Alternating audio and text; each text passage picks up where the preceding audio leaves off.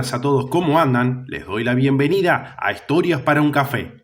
Por lo general, los reinos nórdicos, cada uno estaba por su lado, pero hubo ocasiones donde se unificaron creando un poder mucho más grande. La unión de Kalmar es el ejemplo perfecto de eso. En caso de que este tipo de contenido sea de tu agrado, te invito a suscribirte así estás al tanto de los nuevos videos. También agradezco a los colaboradores del canal que ayudan a que pueda seguir creando este tipo de contenido. En caso de que quieras ayudar, podés hacerlo desde el botón unirme. Ahora sí, comencemos con el video. Por unión de Kalmar se conoce al estado dinástico nórdico surgido a raíz de la fusión de las tres monarquías nórdicas, Dinamarca, Suecia y Noruega, en una misma persona. La reina Margarita I de Dinamarca, reina de Noruega y Dinamarca en 1387 y designada como reina de Suecia en 1397. La unión de Kalmar llegó a abarcar en superficie un total de aproximadamente 3 millones de kilómetros cuadrados. Los reinos escandinavos intentaron en diversas ocasiones a lo largo del siglo XIV llegar a la unidad política mediante enlaces matrimoniales. La primera unión se logró en 1319 entre noruegos y suecos.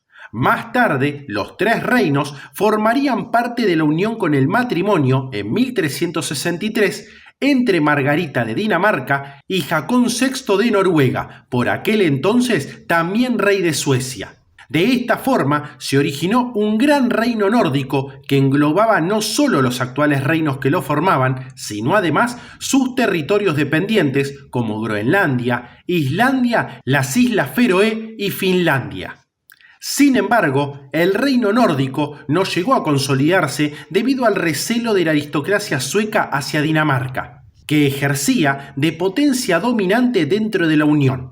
Tras varias revueltas de los suecos, la Unión se disolvió en 1523 con la elección de Gustavo Vasa como rey de Suecia. Dinamarca y Noruega, por su parte, permanecieron unidas hasta 1814. Ya teniendo ese breve resumen, empecemos a hablar sobre la formación de la Unión. El proceso que culminaría con la unión de Kalmar comenzó con el rey danés Valdemar IV, quien, al verse tan solo con dos hijas mujeres y ningún heredero varón tras la muerte de su hijo Cristóbal en 1363, comenzó una política matrimonial para asegurar las posiciones de sus hijas en el reino. Así, Margarita Valdemarsdotter, su hija pequeña, se casa cuando ella tenía 10 años con Haakon VI. En el año 1370, Margarita tiene a su único hijo, Olaf. Al morir Valdemar IV de Dinamarca, en 1375, Olaf sucedía al año siguiente a su abuelo en el trono danés.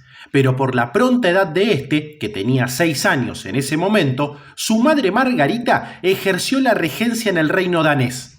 En 1380 moriría también Haakon VI, lo que dejaba a Margarita viuda y a Olaf como rey de Noruega, aunque al continuar siendo demasiado joven, con 10 años en ese momento, Margarita asumió la regencia de este nuevo reino.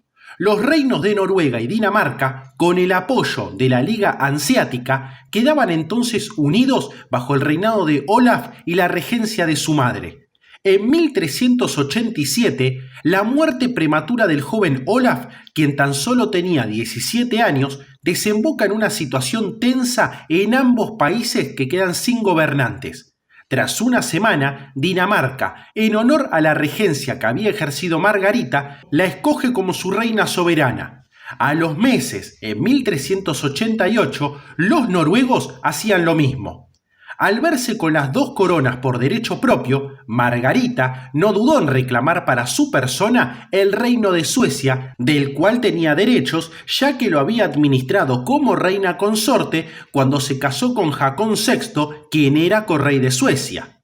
Por tanto, desafió al usurpador Alberto III de Mecklemburgo, quien había llegado al trono sueco. Apoyada por buena parte de la nobleza local, Margarita venció a Alberto en la batalla de Alce, en el actual municipio sueco de Falköping, el 24 de febrero de 1389. 8 años más tarde de aquel suceso, el 20 de julio de 1397, el poder de la reina Margarita sobre los 3 países se afianzó con la Unión de Kalmar, por la cual los consejos de cada reino firmaban esa acta de unión en la cual se plasmaba la unidad de los 3 reinos. Tras la firma del acta que constituyó la Unión de Kalmar, Margarita comenzó a gobernar sobre Escandinavia al estilo de otros gobernantes europeos, intentando imitar las políticas centralistas que se comenzaban a dar en otros estados. Esta realidad produjo una situación de relativa paz entre los estados escandinavos, muy acostumbrados a mantener luchas entre sí. Esto permitió bajar el gasto militar de los monarcas, al tiempo que seguían pudiendo desplegar una fuerza de tamaño considerable contra sus enemigos, como en el caso de la campaña militar de Margarita contra el condado de Holstein de cara a conseguir el ducado de Schleswig. Otra de las pretensiones de Margarita fue la isla de Gotland, que fue ocupada por miembros de la Orden Livona y más tarde pasó a manos de la Orden Teutónica, la cual mantenía varios territorios previos de Dinamarca que le fueron vendidos por el padre de Margarita.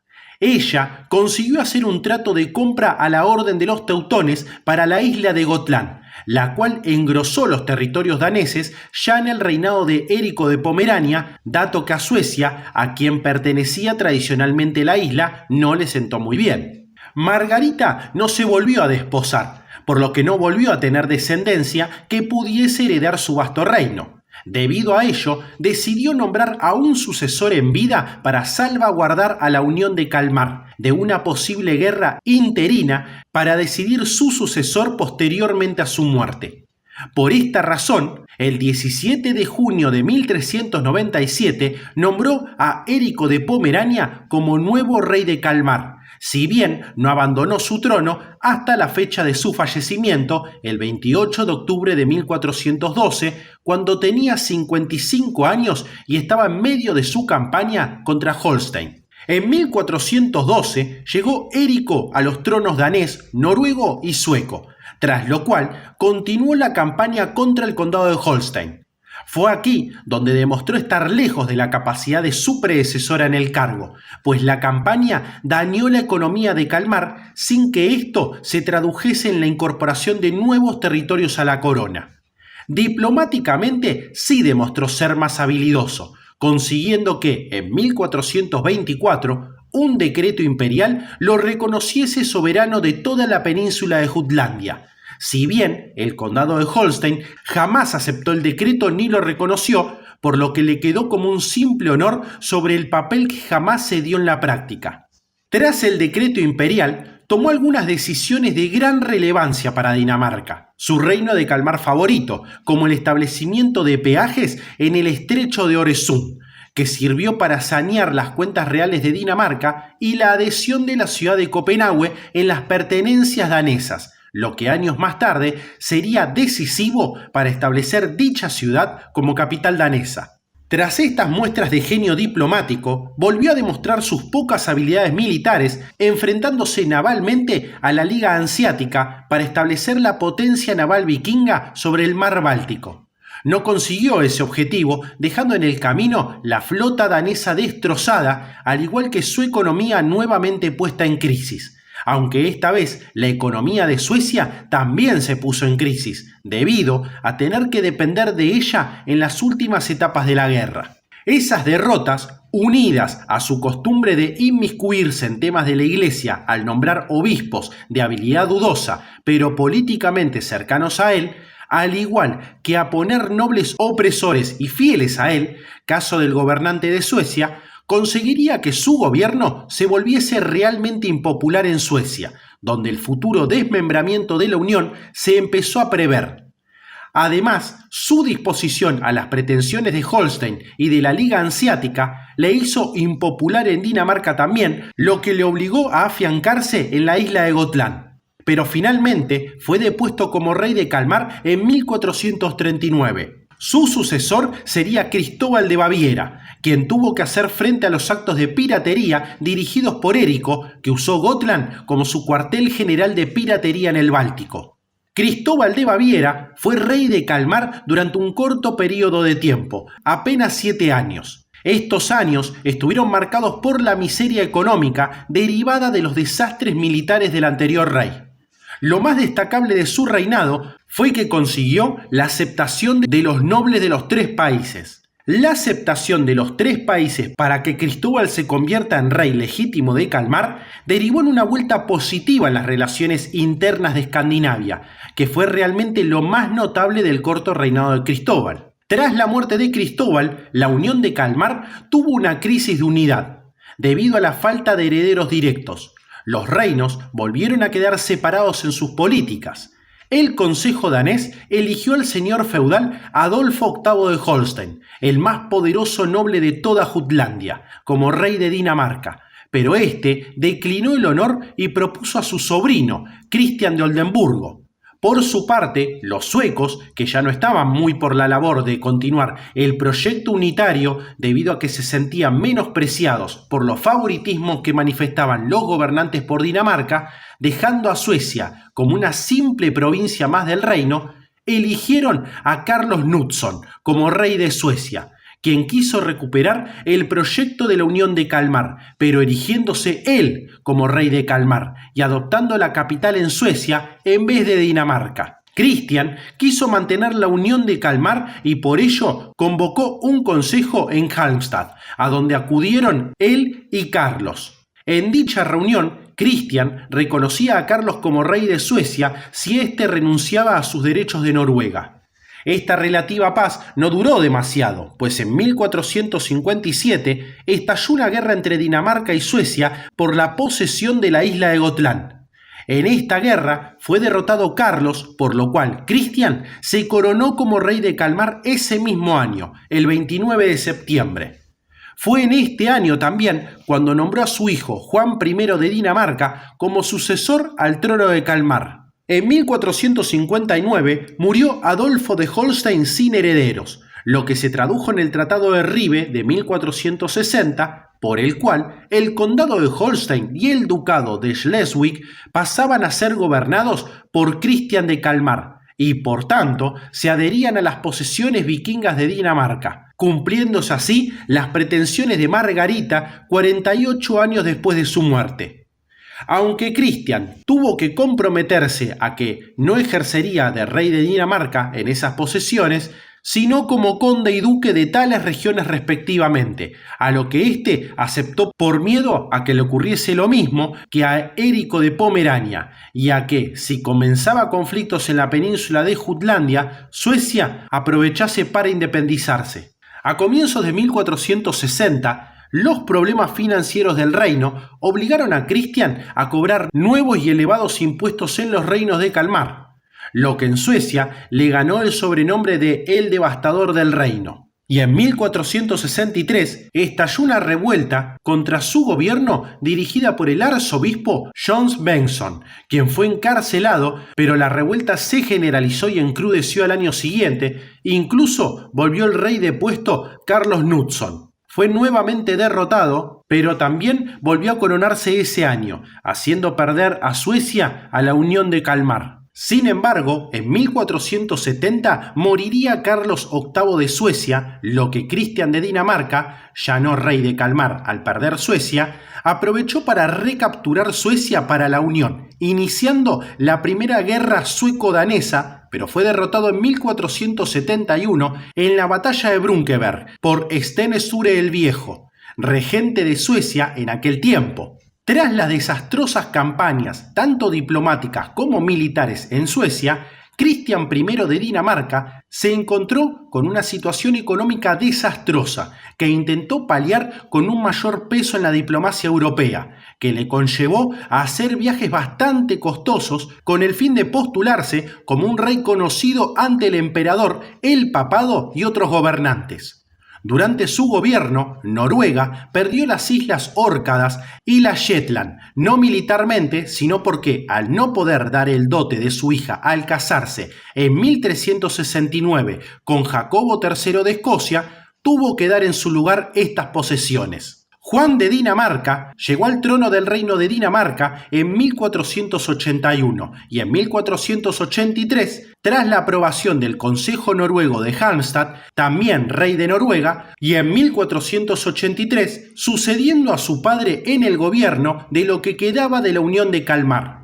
No se convirtió en conde de Holstein debido a que los privilegios que les otorgó Cristian de Dinamarca permitían al condado escoger entre todos los hijos a su sucesor, y estos favorecieron a Federico como conde de Holstein. No obstante, en 1482 se decidió que ambos hermanos serían cogobernantes del condado. En el tema de Suecia, Juan demostró ser un genio diplomático del mismo calibre o más que su padre, pues hizo un tratado con el Principado de Moscú para que estos atacasen Suecia. En 1493, los moscovitas invadieron Finlandia.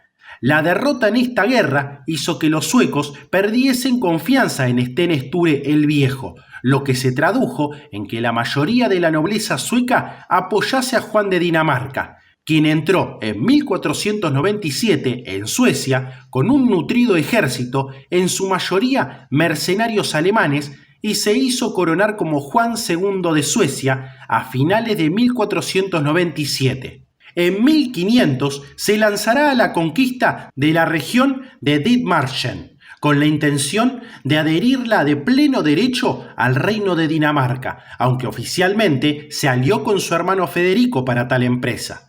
La tarea la volvió a encargar a ejércitos formados en su mayoría por mercenarios alemanes. Fueron derrotados después de que los habitantes de Dithmarschen abriesen los diques de costa y destrozasen el campamento del ejército invasor. Esto hizo que Juan perdiera el prestigio militar que había ganado en sus primeras campañas.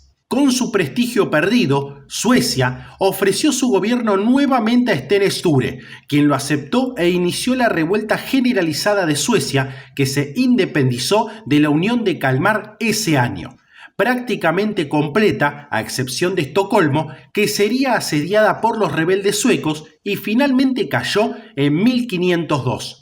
Fue el inicio de la conocida como Guerra Dano-Sueca de 1501 al 1512. Tras ello, Juan intentó pactar diplomáticamente con los suecos sin ningún resultado, por lo que en 1507 inició una guerra que conllevó a la destrucción de la costa sueca ese año.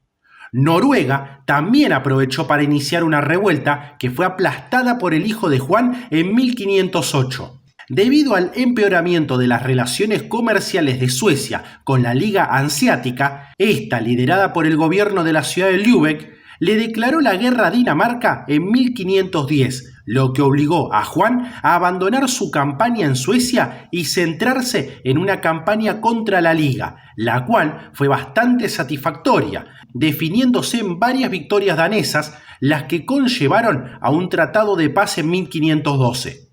Fue el fin de la guerra dano-sueca.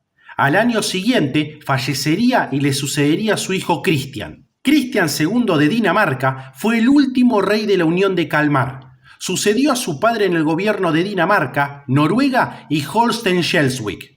No sin controversia, pues los nobles daneses quisieron dar la corona a su tío, hermano del anterior rey Federico, pero su férreo gobierno como correy de Noruega durante el reinado de su padre le valió el reconocimiento como rey.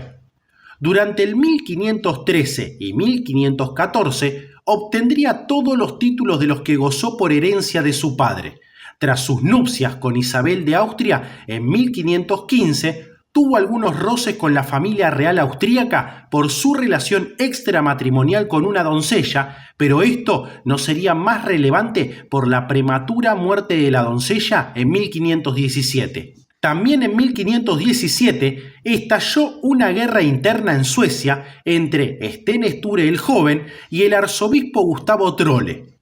Cristian quiso aprovechar esta situación para conquistar Suecia y reclamar el título de rey de Kalmar. Entró a Suecia con un numeroso ejército para apoyar al arzobispo, pero fue derrotado en la batalla de Brannkirka. En 1519, Cristian preparó un ejército aún más numeroso y con el apoyo del Papa León X y entró nuevamente en Suecia en enero de ese año.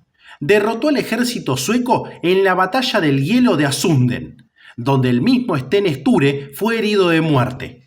Derrotó nuevamente a los suecos en la batalla de Tiveden, tras lo cual Cristian se convirtió en dueño de casi toda Suecia, a excepción de Estocolmo, que resistió un asedio hasta comienzos de septiembre. Aunque desde marzo Cristian ya había sido reconocido rey de Suecia, tras dominar Estocolmo, quiso afianzar su dominio en esta zona, que era la más independentista, por lo que acusó de herejía a muchos seguidores de Sten Sture y ordenó su ejecución, lo que acabó conociéndose como el Baño de Sangre de Estocolmo. En 1521, el descontento de los suecos provocó que eligiesen a Gustavo Vasa como regente del reino y se rebelasen por enésima vez del dominio danés bajo el marco de la Unión de Kalmar.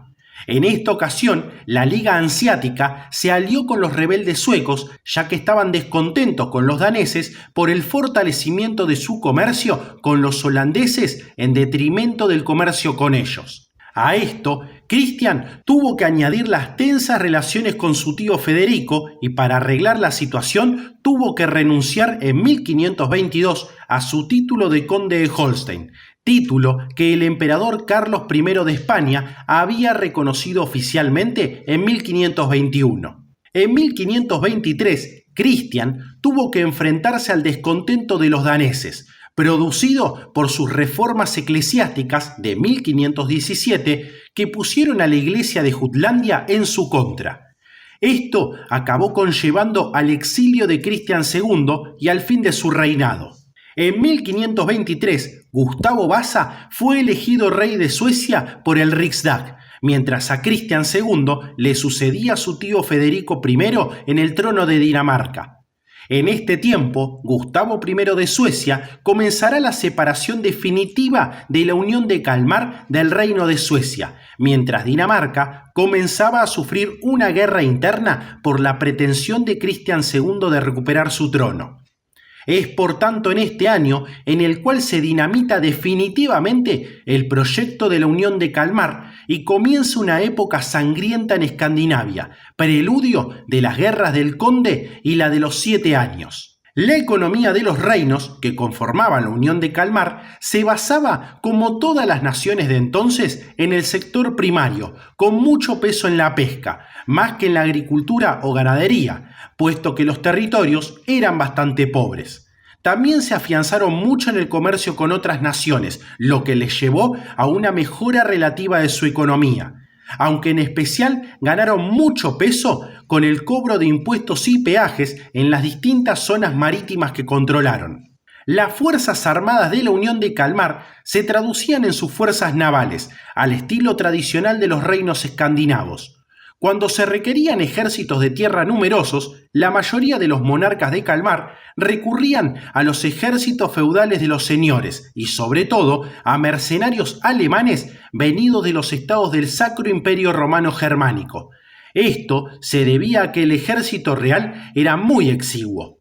Así, llegamos al final de este video, que espero haya sido útil para conocer más acerca de la Unión de Kalmar. De ser así, te agradecería que me puedas dejar un pulgar arriba y te suscribas, que ayuda a que el canal siga creciendo. Esto ha sido Historias para un Café y nos veremos pronto. Hasta luego.